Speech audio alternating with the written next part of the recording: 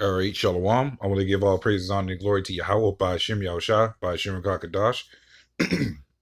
Double honors to apostles of GMS and the sincere Shalom to the brothers out here pushing this truth and sincerity, and Shalom to the hopeful elect.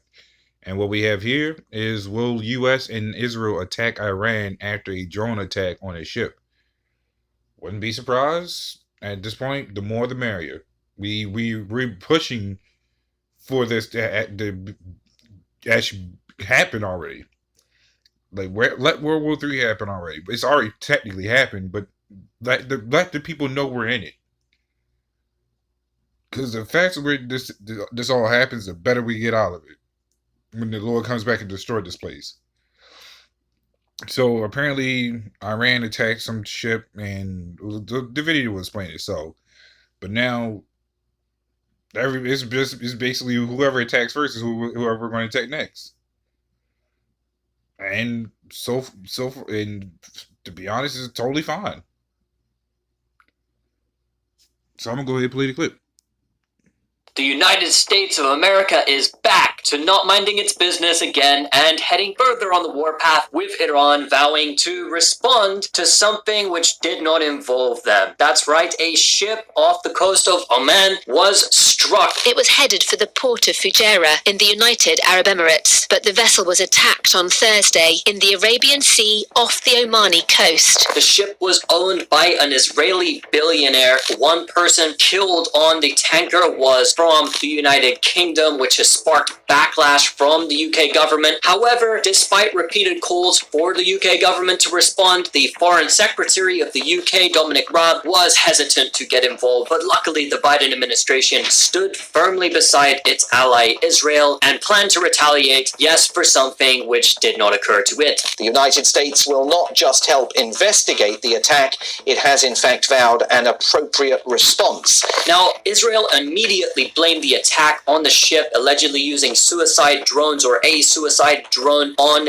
Iran. Now, given the proximity of Oman and the coastline there where the ship was hit to Iran and Yemen, it could have came from either direction, but Iran has denied its involvement in the incident and in fact insults Israel for jumping to such a conclusion so quickly. Calling the accusations baseless, Iran not only denied launching the drone strike on the oil tanker, but also warned against any action over the incident. But Israeli Prime Minister Naftali Bennett was quick to come out and fire back at Iran and talk about how Israel would respond. Without an investigation having been conducted, mind you, they're already talking about a retaliation. Iran is the one that carried out the attack against the ship. Intelligence sources have uncovered evidence of this, and we expect the international community to make it clear to the Iranian regime that they have made a serious mistake. In any case, we know how to convey the message to Iran in our own way. Now, it is... And it's funny because either side can be lying, but who cares? But at the same time, the Iran's saying that they didn't even do it. And years later, if this place is still standing, they'll come out with something saying America had a hand into it, like they always do. It's no surprise. Everybody's gonna believe it. At least, hell, I don't know. Some people might, but it's still the simple fact that somebody is gonna come back to this place that's always started shit. That always has a hand into something, and that's why every country, every nation, which may come together against this place or just individually come against this place. Either way, they all gonna get tired of America having a hand into something, and they're gonna wipe this place off the face of the map, which will ultimately be the Lord doing it. So this is Micah 2:1. It says, "Woe to them that devise iniquity, and work evil upon their beds. When the morning is light, they practice it, because it is in the power of their hand," and that's what exactly they do. Esau, these rats have these unions where they have allies through Israel to Iran to Russia to China, and yet he has the power to sanction any one of them until the other side fights back. So here he has two of these allies, which is Israel and Iran, But he'll back up one, give them money, then back up the others secretly, giving them money, so they can keep funding to keep these wars going. Right now, it's gonna be Israel and America because number one, they both go hand in hand. But he's funding. He's gonna be funding Iran. It's no difference. He's gonna fund them, then set up a scheme to make it seem like these were the guys that did it, so it doesn't trace back here. Esau is a devilish uh, strategist who ultimately has to go through Satan to do anything. But it's like even in the Bible it says he is a cunning hunter, which means he is his own technically his own strategist, and that's what he's been doing. He's been strategizing the gameplay each time. When the ultimate strategist, Lord Yahweh Bashim Yahushua, has been setting the whole playing field from the start. And what he doesn't realize is that this is going to come back on Esau. I mean, on themselves. Esau plays the game, but he's going to get the game played back on him. But he's always having a hand into every little thing that goes on. Just like with China. America's in debt to China. Yet he's sending his businesses over there, while China sends their workers over here. So they make money either way. Meanwhile, this place is going further and further into debt. Throughout every debt they have, whether it be to just China or any other country. So I'm going to keep going with this.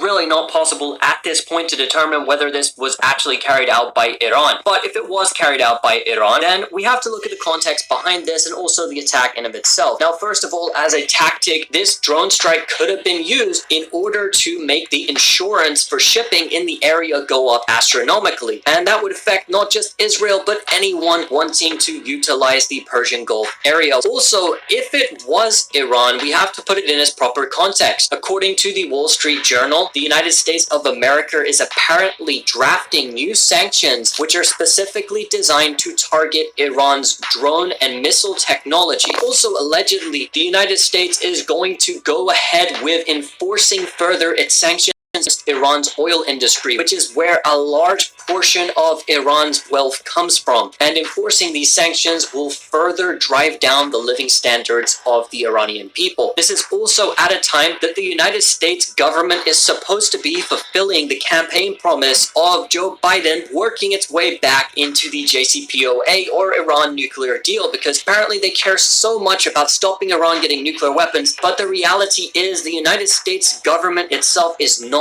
actually that interested in the nuclear weapons. In fact, it is interested in what it is going after the most and trying to get Iran to bow down to when it comes to the Iran nuclear deal talks, and that is abandoning their regional alliances and putting a stop to their development of offensive and defensive weaponry. And these two things actually present a real threat to the United States and Israel in the region, whether they be the PMU inside of Iraq, the Syrian government and other armed groups inside of Syria, Hezbollah in Lebanon, Hamas, Palestinian Islamic Jihad, and the PFLP inside of the Gaza Strip, or Ansar Allah or the Houthis inside of Yemen. The allies of Iran in all of these countries are presenting a massive strategic threat to US hegemony. So if the United States is actually going to take offensive action against Iran, like it has been doing to the allies of Iran with the strikes in Iraq and Syria, which had no congressional approval, it seems like the Biden administration has adopted the exact same policy of the man that he loves to criticize,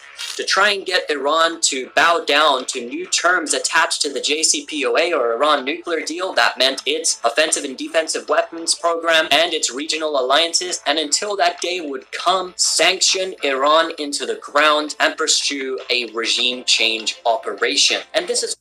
And he's absolutely... It's all about world domination. Esau plays and has the plans for every little thing that comes up. If someone steps out of line, he sanctions them, as in he punishes them. Which goes to show you that these rats own the world. This is Ecclesiastes 3 and 8. A time to love and a time to hate. A time of war and a time of peace. And we're in the time of hating war. That's all this time is. This always what this time is. It's ever since we fell out of our power. It's always been a time of hate and war. Nothing's ever been peaceful in this society. Through our physical slavery to mental, and throughout all these world wars and cold wars and other wars that these rats like to hide from us. It's always been wartime. Wartime only transitioned to another war. It doesn't. It never ended when it's from any time. I mean, from the time we fell out of power, there's always been wars. Even these people don't understand that there's no such thing as peace in the society. War's been going on for a long time. Also because the United States, no matter what administration it is, cannot seem to grasp the concept that other countries want to pursue their own independent foreign policies. And the United States thinks that it's a rational solution to go in and bomb and starve anyone who does not bow down to them. In any case where they don't like anyone, the instant call to action is to sanction them and to bomb them. And since Iran is now pivoting towards the east and has signed a historic trade agreement with the Chinese government, the United States should be trying to get Iran back onto some sort of deal so that it can sort of create a counterbalance in the area to combat China's growing influence. But the fact that it's not doing this shows the irrational nature of the US government and the failed policy of pursuing regime change wars and making pretty much the entire world outside of the West hate you. The Israeli government is hoping to derail the JCPOA, the reinstatement of the JCPOA in any form whatsoever. It's either that massive mistake in terms of ideology which Joe Biden carries, or Joe Biden just genuinely forgot that he promised to get back into the Iran nuclear deal, and that makes a lot of sense because Joe Biden probably gets a fright half of the time when he wakes up and looks in the mirror and realizes he's not 20 years old. Well, that's a pretty big fright, and that's the case. But there's no getting together. There's no saving this place. There's no saving anywhere. There's always going to be meant to be war. There's no such thing as getting Iran on their feet to back down China, because this place is going to try to make everybody back down if it has to stand on its own. But that's what these rats intend on happening. They know this place is going to fall. But at the same time, these is this all about the domination. Esau already has his grips on all the countries. What's a little more to push him over the edge? This is St. John 18 and 36. And Yahushua answered, "My kingdom is not of this world. If my kingdom were of this world, then would my servants fight? That I should not be delivered to the Jews. But now is my kingdom not from hence." So that's further proof in itself. If this was, as these people like to say, the new covenant, there wouldn't be no wars going on. Everybody would be in peace. There's no peace in this on this earth. The earth is even in pain and mourning. It clearly said that my kingdom is not of this world. If my kingdom were of this world, then what would my servants fight? Everybody claims to be a Christian. Even this society claims to be a Christian. But here they are, already had World War I and II. And now they're over here bombing or supporting other things that's going on with death and war and other things that deal with fighting. Which goes to show you the hypocrisy of this place. Which goes to show you that this place ain't shit. I mean, hell, you go up to a lot of Christians anyways. A lot of them, even from the time, hell, it's from as long as I've been born, even going back, that everybody believes in the second coming, where everybody's supposed to get beamed out of this place, which goes to prove to show you that this ain't a Christian based society. Because if it was Christian based, they would already assume that this was the second coming. That hey, everything's already set. We don't need to go to war. We're already happy. But this Christian based society is built off of lies, bloodshed, and everything else you can think of. Which means this place in itself is a lie. As they always tell with history, is a lie. You got these textbooks in these schools that's supposed to explain your history. A lie. Everything about this place has always been a lie. Including being a Christian based society. Because it fills with nothing but hypocrisy and lies and deceit, bloodshed, you name it. But we're ready, we're excited for World War III to happen when it's announced. Because these people's pride is going to fall real quick. So that's pretty much all I got on that. So with that, shalom.